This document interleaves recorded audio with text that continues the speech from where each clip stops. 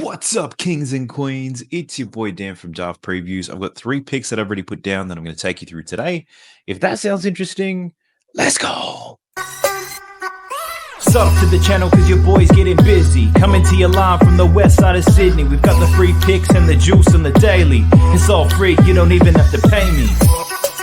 Before we jump into the picks, we do have to recap the day that was. I shared 3 picks with you guys yesterday. We went 2-1. Cardio Clay Thompson was our only loser of the day. But overall, VIP finally had a great day, plus 13.5 units. And it was a really good day because I didn't put that many bets down. So volume was quite low, but the hit rate was pretty good. 4-2 on straight picks, 1.65 units of profit on that. I spoke about Cardio Clay Thompson. Took him for over 3.5 3-pointers made. He barely shot the ball today. I think Kyrie being injured put a sour note on this whole Mavs roster. Like, that sucked. I also bet on Jonas Valanciunas over 26.5 points and rebounds. Now, this bet was absolutely awful. Like, I feel terrible about it. I had Jonas Valanciunas in my notes. I was waiting for the lines to open for him. They opened while I was asleep. So when I woke up, I noticed that this line was moving real quick. By the time I went to put the bets down, I'll be honest, I was probably rushing a little bit. I panicked. The line was too high that I would like to play at, and the odds were also terrible, and I bet it anyway. So I apologize to anyone who tailed that. That was an awful bet.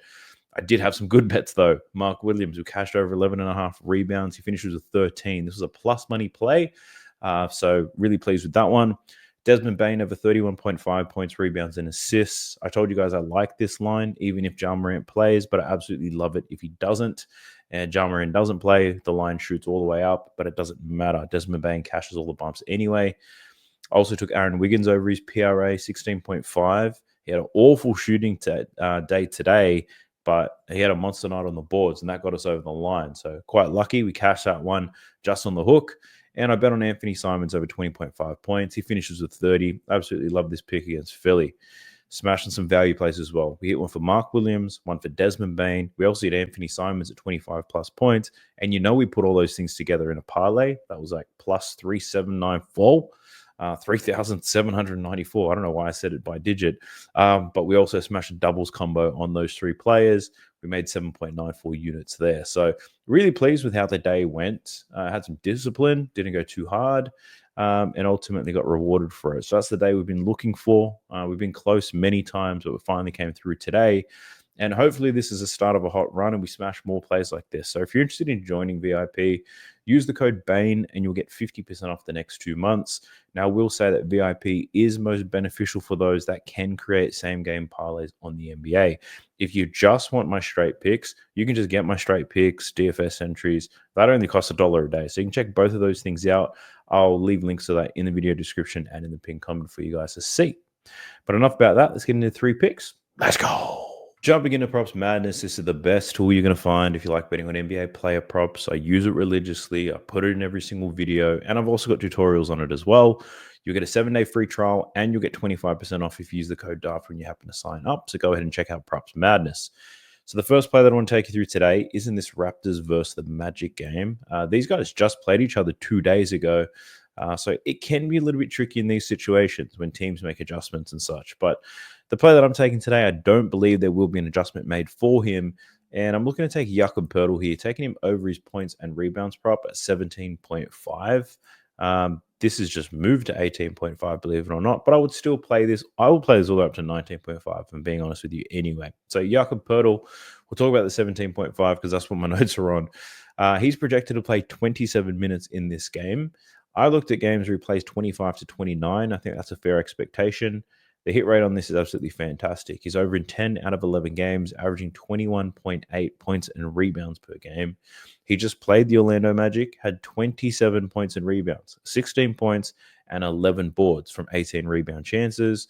Now, the one thing I will call out from watching this game, like Jakob Poeltl only took layups in this game. Didn't take anything else. So he had 10 layup attempts. And actually, that's not all layups. He did make a dunk or 2. But pretty much all of his shots were in the restricted area. And he shot 6 from 10. He missed, there's probably 2 layups that were difficult. But 2 of them, he should have cashed those things easy. So I do like the potential for him to score some points here. The Orlando Magic are a great defense. Pretty much a difficult matchup for most people. But from quickly Quickly's got the best matchup out of Quickly, Barnes, and Barrett, but Quickly just cooked the Orlando Magic in the last game. I'm sure they're going to have some sort of adjustment on him. They already make life hell for Scotty Barnes every single time they play. And RJ Barrett, he played decent as well. So they're going to have to keep an eye on him. RJ Barrett was the main player who was feeding Jakob Poeltl anyway on his drives to the rim. And I still think Jakob Poeltl gets the opportunity to score some points. Now, in terms of rebounds, 18 rebound chances. This Orlando offense sucks. Jakob Poeltl is going to get there. He also had a lot of success on the offensive rebounding side of things too. So I like what I'm seeing on both ends of the floor in terms of rebounds for Jakob Poeltl in this one. And in terms of similar types of players, I love that too. So if we're just looking at points, 5 out of the last 6 similar type of players as Jakob Poeltl have gone over their points line against the Orlando Magic. And that also includes Jakob Poeltl in 2 out of the 3 games. Like, he scored 25 points in one game, 8 points the next in only 19 minutes, and then most recently had 16 points in 26 minutes. So he's given him the business a couple times this season. If we just look at rebounds, we can see 9 out of the last 12 similar type of players have gone over their rebounds line against the Orlando Magic too. So this ticks a lot of the boxes that I tend to look at. I looked at some game film, and it's like what he did in that game, it's not too much to ask for again. So Jakob Poeltl rolling with the points and the rebounds today. I got it at 17.5, but I would take this all the way up to 19.5. I think it has the potential to move that high. So Jakob Poeltl, that's play number 1. The next play we're going to go through is in this Cleveland Cavaliers versus the Bulls game. And I'm running with Donovan Mitchell today. Mobley's out, but I don't care if Mobley's in or out. Like, he's a really important player for them, but their offense doesn't necessarily change whether he's there or not. So Donovan Mitchell, rolling his 3-pointers made today. I was considering the points, and I hope I don't regret that, but just rolling with the threes purely based on volume and success that he's had against Chicago. So if we just look at the games without Evan Mobley this season, he's over this line in 5 out of the 6 games. 4.5 3-pointers made. I will also mention that I'm taking the 3-pointers because they're a plus money play. On every single book, it's plus money for Donovan Mitchell to go over his 3-pointers made prop. But if you look at his points, the best you're going to see there at 25.5 is minus 120. So taking the threes because the hit rate's great, but you're also getting much better odds for it, a better return. So I'm taking Donovan Mitchell there. So he's killed it without Evan Mobley in the lineup. I will say this is probably the key risk. Ever since DeAndre Hunter came into town, Donovan Mitchell's only over this line in 3 out of 7. And the key thing that I looked at here is without Mobley in the lineup, Donovan Mitchell averages almost 12 3-point attempts per game. Since DeAndre Hunter got there, he's making 3, but he's only attempting 7.7. But I will say a lot of these matchups were somewhat difficult. The Timberwolves don't allow many threes. The Raptors don't allow many threes. The Nets don't allow many threes. And the Magic don't allow many threes. So he's had, in the small sample size with DeAndre Hunter, Donovan Mitchell has had some more difficult matchups to get the attempts going. But given he almost averages 8, I think 8 3-pointers is a good floor to look at. And what I did here is I looked at his 3-point attempts on the season, and I said, let's look at games where he takes between 8 and 11.